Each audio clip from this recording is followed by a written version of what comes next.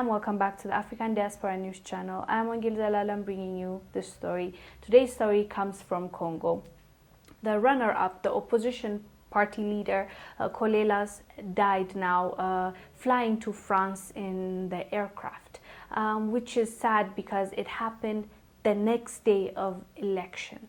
And he was the runner-up for the last election. He came close to the president, the current president. But unfortunately now, after one day of the election, he had died. And they're saying it's because of the C virus. And there was actually a video that was circulating around as he's laying on the hospital, looks like in the hospital with his, hospital dress that they give you and with oxygen. With a weak voice, he actually spoke to his people. Let me show you the video and come back.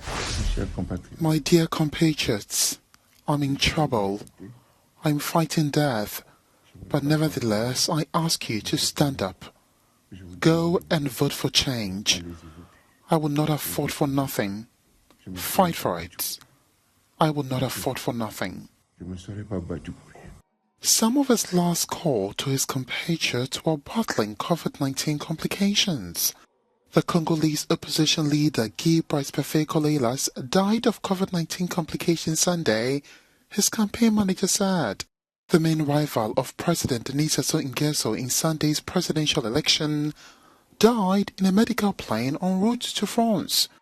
Campaign manager Rodrigue Mayanda told AFP the deceased was in the lead in many localities, adding that CODE will continue to count the ballot.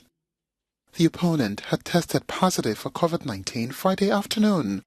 Kolelas was unable to hold his last campaign meeting in Brazzaville. A few hours before the election, he posted a video in which he claimed to fight against death. As you saw, he was really weak and he can barely speak, louder.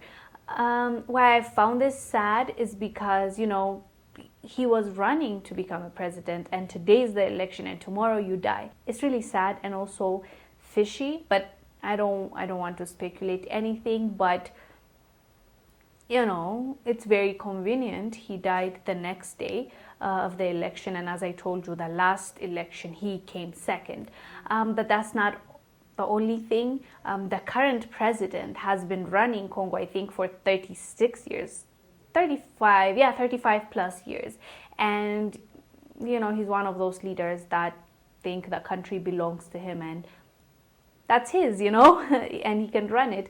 But at the end of the day, if it was a fair election and his people voted him in, and it's not going against the Constitution, and the Constitution doesn't say you only have to run second term, third term, then he has every right to run 100 years, As long as it was done the right way, people voted for him, and it doesn't go against the Constitution, or like President of Egypt, El-Sisi, changing the Constitution so that you can run more, If he's not doing something like that and the people want him, good for him. Let him be in power for as long as his people vote him in.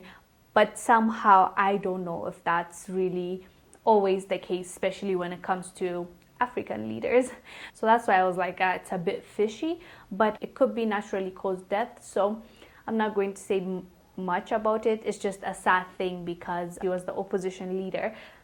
It's a bit sad. What if it comes out that he has won? Which, I don't know. Do you think I don't want to speculate, but if you're from Congo, let us know down below if you think he would have won, or people actually really liked him, and is there any other speculation to why he died?